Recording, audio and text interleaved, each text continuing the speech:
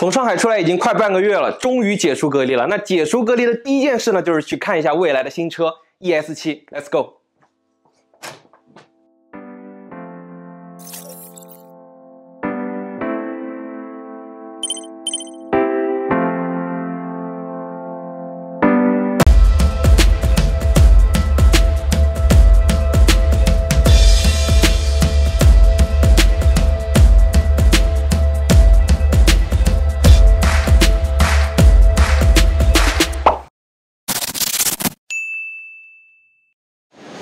怎么样？这个外观是不是比之前谍照爆出来的要好看很多？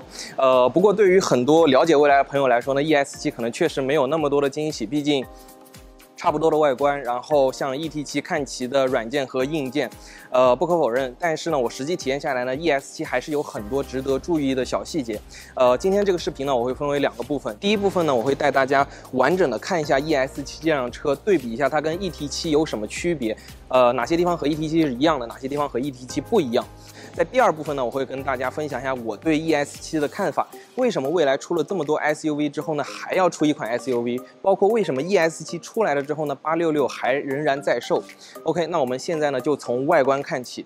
外观方面呢，非常明显啊，它依旧延续了 ET7 的设计。我们拍的这辆车呢，采用了宇航蓝的颜色，这也是去年 New Day 上在 ET5 上首发的颜色，我个人非常喜欢。然后关于这辆车的设计呢，最显眼的就是它在头顶上的这3个犄角，一个是激光雷达，边上呢2个是摄像头。关于把激光雷达放在车顶上的优势和劣势呢，我在之前的视频里已经说过了，感兴趣的朋友呢可以回顾一下。一句话总结呢，就是蔚来 ES7 上搭载的这个感知硬件呢，就是目前量产车中最强的一套。然后随着全新硬件的上车呢，蔚来的自动驾驶算法呢也切到了全站自研。据我们了解呢，蔚来会在今年9月份的时候呢推出基于这代平台的 NOP Plus， 我们可以一起期待一下。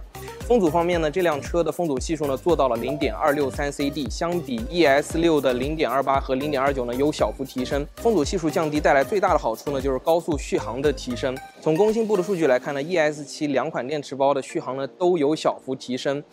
作为一个更大尺寸的车型，以及有着更强的动力，续航呢还有提升，这一点呢确实比较意外。虽然你说这提升这20公里有什么实际的意义，这很难说，但是这背后呢确实是蔚来电驱效率提升的一个体现。OK， 那我们现在呢再去车尾看一看。车尾呢，我相信大家也看到了，最显眼的就是这个电动拖挂的这个拖钩。最近呢，不知道为什么感觉露营的概念突然非常的火，可能大家都是因为疫情在家里憋得太久了。蔚来呢也非常与时俱进，推出了这个电动的拖钩。这个拖钩呢最多能够拖挂2吨的拖车，而且呢它可以支持在行走的过程中呢给后面的房车供电。关于电动车拖着房车出去玩这件事儿呢，优势呢就是电动车它自带一块非常大的电池，所以出去了之后呢，自带一个非常大的移动电源，所以你可以有着非常充沛的这个电力，这一点呢非常爽。但是劣势呢就是作为一个电动车，在续航没有燃油车那么充沛的情况下，你还要拖一个房车，那会让你的续航呢变得更加的紧张，这也是电动车拖挂房车的一个小劣势。然后呢，我们再来看一下蔚来 ES7 的后备箱空间。因为 ES7 是一辆5座的车型，所以它的后备箱空间呢是非常阔绰的。对于有露营需求的朋友来说呢，这个后备箱可以说是非常够用了。下面呢仍然还有一个第2层的夹层。然后第2个亮点呢，其实就是它这个贯穿式的尾灯啊，大家可以看到非常的显眼，一眼就可以看出它和 ES6 的区别，跟 ET7 的非常相似。但是在这个地方呢，它有一个小的折角。关于这个尾灯呢，有一个小小的谈资，就是这一条灯带呢，一共采用了202颗 Super Red 的 LED 颗粒，所以呢，在这个非常细的地方呢，也可以起到一个非常好的发光效果。OK， 然后我们说完了车尾，再去车身侧面看一看。车身侧面呢，可以说是 ES7 和 ES6 区别最小的地方。怎么样？大家能够看出有什么区别吗？值得注意的2点，第一点呢，就是它的这个充电口盖呢，仍然是在前面的位置啊。这一点一定要吐槽，因为在中国这个以倒车入库的这个大环境下呢，想要把车头一头扎进去充电呢，确实非常的麻烦。这些原因嘛，大家肯定都清楚。ES7 车身呢，还是基于 ES8 和 ES6 的打造的。所谓的 NT 2.0 平台呢，更多的是在电子电器架构和软件方面的提升，比如说它的 ADAS， 包括它的这个座舱。我个人呢旗帜鲜明的反对把充电口放在车头的设计。但是不可否认的就是 ES7 的白车身呢，仍然是一个非常出色的白车身。全铝的车身采用了大量铸件，抗扭刚度呢超过了4万牛米，而且在 ES7 上面呢，它的后车架也采用了一体压铸式的全铝的副车架。另外一个小细节呢，就是可以看到啊，它的这个侧后的 ADAS 摄像头是在轮眉的位置。车身尺寸方面呢 ，ES7 相比 ES6 呢长了6.2厘米，轴距呢长了6厘米，所以可以说呢，它加长出来的这6厘米呢，基本上都给到了正原舱。所以呢，我们接下来也到车里看一下它的空间表现怎么样。等会儿，这个车门呢，虽然开门方式跟老款的这个866车型一样，但是呢，它仍然采用了跟 ET7 一样的感应式设计，所以你把手放在这个地方，它就可以自动感应开启，包括关门呢也有了电吸门。OK， 上车。车内呢，就是蔚来 ES7 相比 ES6 提升最大的地方了。首先是空间，可以看到腿部空间呢非常的阔绰，前面呢是我合适的坐姿。虽然相比 ET7 没有 ET7的那么夸张，但是因为整车高度的提升，所以它的腿部的这个高度呢还是有一定提升的，所以整个腿部的灵活度呢也会更好。另外一个值得一提的就是它这个座椅。支持8项调节，4项的这个腰托，然后靠背角度的2项调节，以及头枕的2项。靠背的角度调节呢，可以支持26度到31度的调节，这个范围可以说是非常大。而且31度的这个角度呢，在5座车型里面也已经是最大的一个角度了，跟宝马的 X5L 呢并列第1，所以这个坐姿呢是非常舒服的。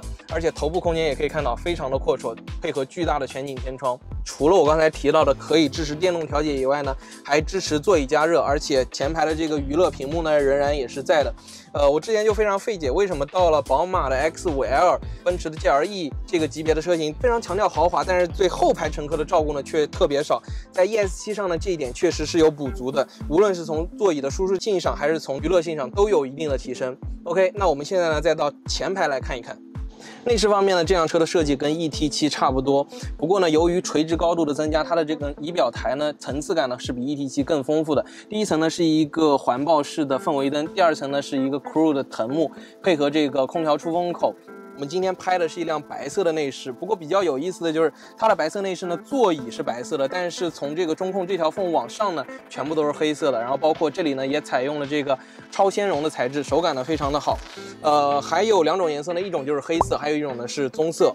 座舱方面呢，这辆车的车机芯片跟 ET7 一样815，同时尺寸呢也是完全一样的，这里呢就不再过多的赘述了。看到这里，我知道很多小伙伴要吐槽了，屏幕还是那么小，看电影太不方便。在今天的发布会上，蔚来呢还向我们展示了 AR 眼镜的效果，最大投射面积201寸，尺寸是够大了，效果怎么样？我们等体验了再说。再补充一个重要信息，虽然 ES7 的后排靠背支持电动调节，但是因为调节机构非常巧妙地融合在了靠背的锁扣中，所以支持电动调节的同时，靠背呢仍然可以放倒。放倒之后，后备箱的纵深呢也达到了1.88米。最后呢就是3电，蔚来 ES7 的3电呢和 ET7 呢是完全一样的，这辆车上呢可以实现3.9秒的100公里加速。对了，你没听错，在一辆 SUV 上可以做到3.9秒的100公里加速，而且按照蔚来一贯的风格呢，这个数据一般都是在半载情况下得出的，所以很有可能我们在实际的测试过程中呢，可以获得一个比这个更快的数据。额外值得一提的一点就是它的充电口呢，最高可以承载480安的电流，所以基于它400伏的平台呢，最大充电功率可以达到180千瓦。虽然目前公共充电桩最高的充电电流呢只有250安，但是可预期是随着接下来的逐渐开放，这辆车呢可以实现一个更高的充电功率。最后呢，再来回答几个大家对 ES7 的疑问。第一个呢，就是为什么蔚来出了这么多 SUV 之后呢，还要再出一辆 SUV？ 这个问题呢，其实也很简单，因为之前的866车型呢都是基于 1.0 平台打造的，在蔚来 ET7 和 ET5 推出之后呢，很多人都说想要一台基于 2.0 平台打造、拥有更强辅助驾驶能力的 SUV 车型，所以 ES7 就来了。但是带来新的问题呢，就是定位和 ES6 相仿的 ES7 出了之后，为什么老款的866车型呢并没有停产？这个问题呢，其实把它们的价格拉出来看一看呢，就比较清晰了。基于 2.0 平台打造的 ES7 呢，大部分的配置呢都选择了标配，所以起售价格呢并不低。而现有的 ES6 和 EC6 的运动版车型呢，则很好的把蔚来 SUV 车型的入门的价格拉到了40万以内。虽然相比现有的 ES7 在配置上 ES6 并没有那么的耀眼，但是和它所在的这个竞争区间的竞争对手相比呢，这个车的竞争力仍然是不弱的。而且在今天的发布会上呢，蔚来也宣布把 ES6的座舱芯片，包括环摄摄像头都进行了升级。至于想要买 ES6 性能版车型的车主呢，我建议你可以直接加一点钱上 ES7，一步到位。最后呢，就是价格 ，ES7 的价格呢确实不便宜。可预期的是，这辆车的销量不会特别的高，毕竟价格摆在这里嘛。但是就 ES7 切入的这个细分市场而言，这仍然是一款非常有竞争力的车型。从这里呢，也可以看出蔚来的思路并不是打造一款爆款的逻辑，而是不断推出新的车型来覆盖越来越多细分市场的这么一个策略。至于走量的任务呢，留给 ET5 就可以了。OK， 以上呢就是本期视频的全部内容了。疫情呢在家封了3个月，没有带大家看新车了，略有生疏。如果有什么不好的地方，希望大家多多包涵。这里是42号车库，我是63，我们下期再见，拜拜。